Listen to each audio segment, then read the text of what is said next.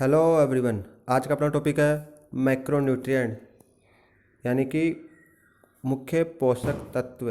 इसके three elements है: carbohydrate, fat and protein. तो सबसे पहले अपन बात करेंगे कार्बोहाइड्रेट्स के बारे में। Composed of carbon, hydrogen and oxygen and constitute the main source of energy for all body function. यह है कार्बन, हाइड्रोजन और ऑक्सीजन के अणुओं से मिलकर बना होता है और शरीर के सभी कार्यों के लिए ऊर्जा प्रदान करने के लिए आवश्यक है।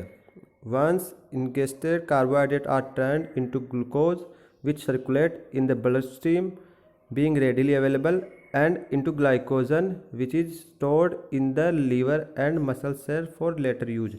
एक बार अंतःकरण करने के बाद कार्बोहाइड्रेट ग्लूकोज में बदल जाता है और ग्लूकोज रक्त प्रवाह में घूमता है, जिसे तुरंत उपयोग में लिया जा सकता है या कोई भी कार्य किया जा सकता है। और अगर उपयोग में नहीं आ रहा तो ये ग्लाइकोजन में बदल जाता है और बाद में काम लेने के लिए लीवर और मांसपेशी की कोशिकाओं में संग्रहित हो जाता है। फिर बात करते हैं अपन टाइप ऑफ कार्बोहाइड्रेट्स। तो बेसिकली इसे दो भागों में बांटा गया है: सिंपल कार्बोहाइड्रेट्स और कॉम्प्लेक्स कार्बोहाइड्रेट। तो सिंपल कार्बोहाइड्रेट की बात करते हैं। These can provide lot of energy for immediate use but content no other useful nutrients. यानी कि ये तत्काल के लिए बहुत अधिक ऊर्जा प्रदान कर सकते हैं, लेकिन इनमें और कोई न्यूट्रिएंट्स यानी कि पोषक तत्व नहीं शामिल होते। दूसरी बात करते हैं अपन कॉम्प्लेक्स कार्बोहाइड्रेट यानी कि starch. These are good source of energy. The body can easily store energy from carbohydrates for rapid use by the muscles.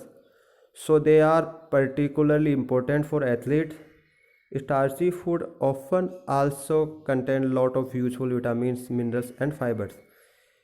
यानी कि ये ऊर्जा के अच्छे स्रोत है। शरीर आसानी से कार्बोहाइड्रेट से ऊर्जा स्टोर कर सकते हैं और ये मांसपेशियों के लिए तेज़ी से काम आने में भी सहायक हो सकता है। ये एथलीटों के लिए विशेष रूप से महत्वपूर्ण है, क्योंकि सिंपल कार्बोहाइड्रेट के इमीडिएट यूज के लिए होते हैं, वो बाद में काम आने के लिए नहीं रहते। तो कॉम्प्लेक्स के बाद में लंबे समय तक काम आने के लिए फ़ायदेमंद होते हैं। साथ के साथ स्टार्च युक्त खाद्य पदार्थों में अक्सर बहुत सारे विटामिन और मिनरल्स भी होते हैं। और अगर अपन इनका केमिकल बॉन्ड के बेस पर अगर इनका क्लासिफिकेशन करते हैं तो इस प्रकार होगा। सबसे पहले आएगा मोनोसेकेराइड्स, फिर डाइसेकेराइड्स एंड पॉलीसेकेराइड्स। तो ये हो गया केमिकल बॉन्ड्स के बेस पे कार्बोहाइड्रेट का क्लासिफिकेशन। अब मोनोसेकेराइड्स में आते हैं simple carbohydrates like single sugar. Example हो गए इसके ग्लूकोज, फ्रक्टोज, गलैक्टोज।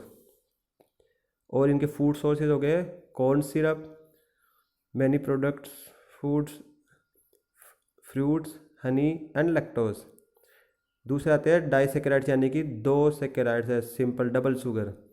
सिंपल कार्बोहाइड्रेट्स आती है इसमें भी। इसके एग्जांपल हो गए सुक्रोज, लैक्टोज एंड माल्टोज।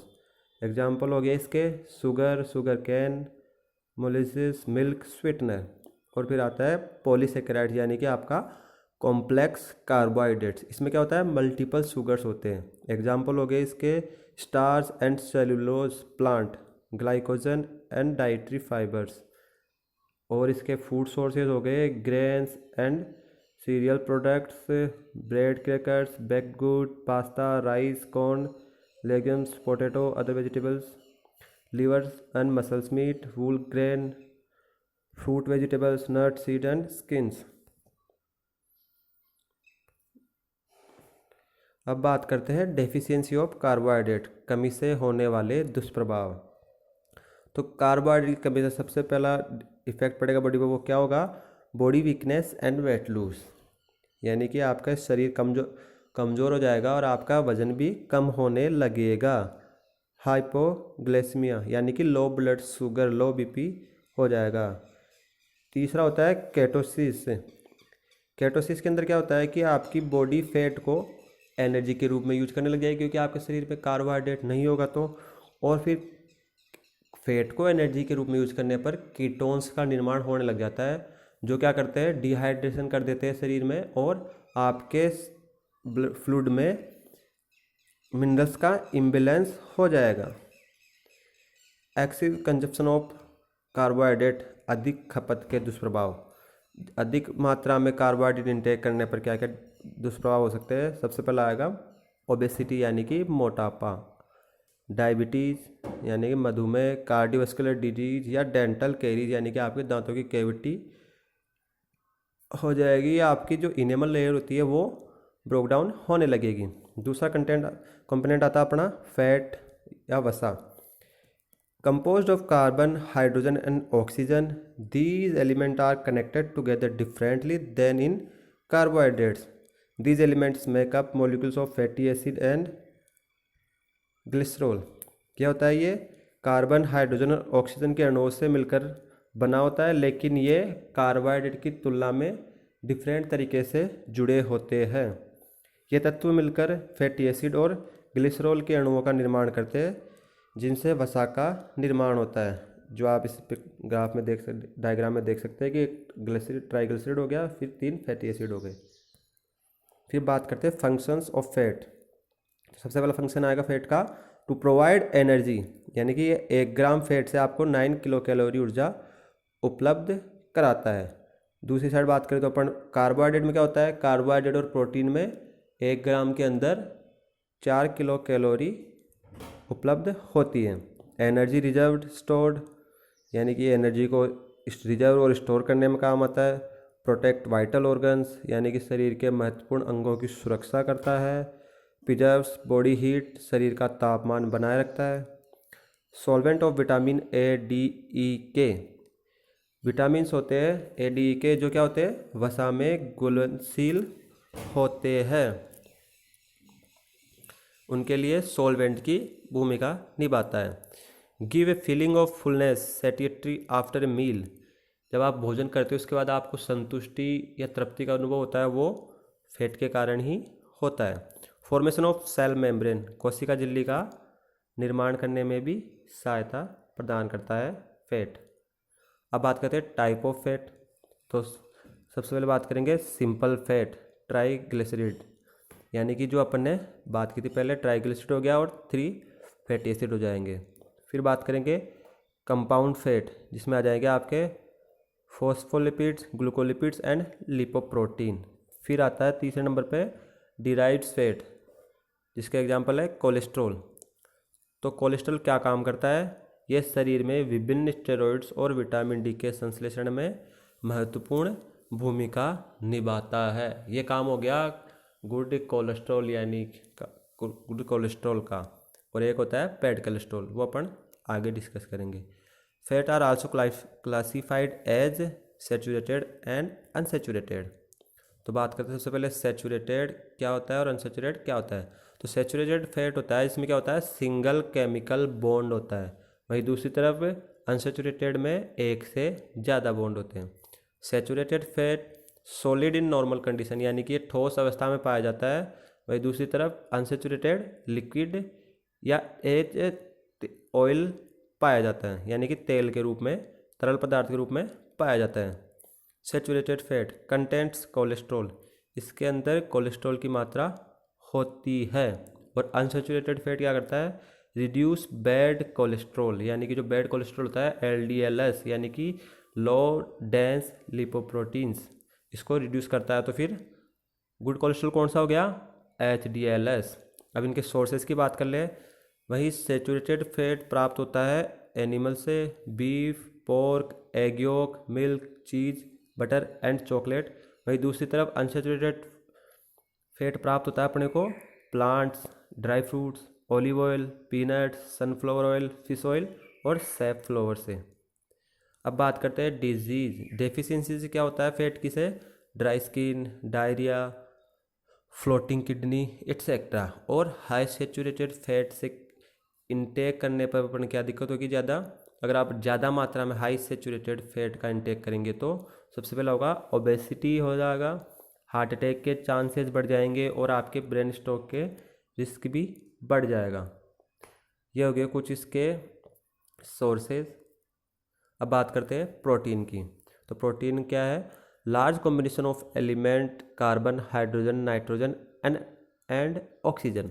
तो क्या है, ये एक बड़ा कॉम्बिनेशन है किस किस का, carbon, hydrogen, nitrogen and oxygen का, यानी कि प्रोटीन इन 4 अणुओं से मिलकर बना होता है।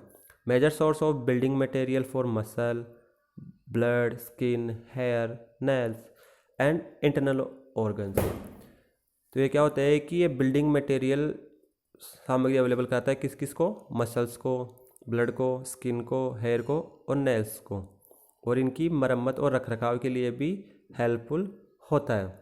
Once ingested protein is broken down into peptide and amino acid which are vital, यानी कि एक बार अंतर्ग्रहण करने पर प्रोटीन टूट जाता है किस किस में, पेप्टाइड और एमिनो एसिड में। अब बात करते हैं इसके अदर फंक्शंस की। तो सबसे पहला फंक्शन आ जाएगा इसका एंटीबॉडी। प्रोटीन एंटीबॉडीज़ के रूप में भी काम करते हैं। एंजाइम्स आ जाएंगे, मैसेंजर आ जाएगा। प्रोटीन एज ए मैसेंजर काम करता है, जैसे कि आपके काफ़ी हार्मोन्स होते हैं वो प्रोटीन से बने होते हैं। स्ट्रक्चरल कंपोनेंट, यानी कि आपके मसल्स का निर्माण करने में, टिश्यू निर्माण में सहायता आती है इसकी। Transport storage, the protein bind the carry atoms and small molecules with cell and throughout the body. ये क्या करते हैं कि ट्रांसपोर्टेशन का भी काम करते हैं। आगे चलते हैं अपन अब। Type of protein on nutrition basis, यानी कि प्रोटीन के टाइप किसके आधार पर, न्यूट्रिशन के आधार पर, क्योंकि अपना सब्जेक्ट ही स्पोर्ट्स न्यूट्रिशन है। और प्रोटीन किससे बना होता है, अमीनो एसिड से। तो अमीनो एसिड वैसे तो 300 के आसपास होते हैं लगभग, लेकिन अपनी बॉडी में कितने होते हैं, 22। और 22 में से भी अपनी बॉडी 13 तो खुद ही बना लेती है, जो अपने को बाहर से इनटेक करने की आवश्यकता नहीं होती, यानी कि अपने को न्यूट्रिशन में लेने की ज़रूरत नहीं होती। तो अपने न्यूट्रिशंस में किन प्रोटीन्स की लेने की आवश्यकता होती है, उनको डिवाइड करेंगे अपन। जो एसेंशियल अमीनो एसिड जो अपने को बाहर से लेने चाहिए, तो वो होते हैं पूरे 9। ठीक है, तो इन्हीं के आधार पर प्रोटीन का डिवाइडेशन क्या है, एक आता है कंप्लीट प्रोटीन और दूसरा इनकम्प्लीट प्रोटीन। तो कंप्लीट प्रोटीन में क्या होता है, content all 9 of these essential amino acid, यानी कि ये जो आवश्यक 9 अमीनो एसिड है उनको सभी को समाहित कर रखता है। एनिमल बेस्ड प्रोटीन, ये क्या होता है, एनिमल बेस्ड प्रोटीन होता है। इसके सोर्सेज हो गए meat, poultry, dairy product, fish and eggs. Soya is only non plant protein that contain all 9 amino acid. Soya होता है जो क्या होता है कि सिर्फ एकमात्र ऐसा है प्लांट प्रोटीन, यानी कि पादप प्रोटीन है, जो कंटेन ऑल 9 अमीनो एसिड, यानी कि सभी 9 अमीनो एसिड समाहित रखता है। दूसरी बात करते हैं अपन इनकम्प्लीट प्रोटीन्स की, यानी कि जिनमें एक सोर्सेज से अपने को पूरे 9 अमीनो एसिड नहीं मिलते, कुछ मिलते हैं और ऐसे अलग अलग सोर्स से अपने को वो लेने होते हैं। तो it content some essential amino acid, ये कुछ ही अमीनो एसिड कंटेंट करते हैं। एग्जाम्पल हो गए vegetables, nut, grains, seed and beans. अब बात करते हैं डेफिशिएंसी ऑफ प्रोटीन कॉजेज। तो प्रोटीन की कमी से अपने को कौन कौन सी डेफिशिएंसी हो सकती है। पहली आती है क्वाशिकोर। जो क्वाशिकोर की आप इमेज देख रहे होगे, इसमें क्या होता है कि आपका जो बेली होता है, स्टमक बेली, वो बाहर आ जाता है। नॉर्मली तो क्या होता है, बेली बार क्या होता है, फैट के ज़्यादा स्टोरेज के कारण, लेकिन ये प्रोटीन की कमी का बार आता है, जिसे आप फोटो में देख सकते हैं। दूसरी होती है मैरेस्मस, ये भी एक तरह से प्रोटीन डिफिशिएंसी डिजीज है। इसके अंदर क्या होता है कि जो पेशेंट होता है वो बिल्कुल स्किनी हो जाता है। ठीक है। तीसरा आता है ओडिमा, यानी कि आपके जो ऑर्गन्स होती हैं उनमें स्वेलिंग हो जाती है। चौथा आता है ऑर्गन फेलियर, यानी कि आपका कोई अंग काम करना बंद कर सकता है।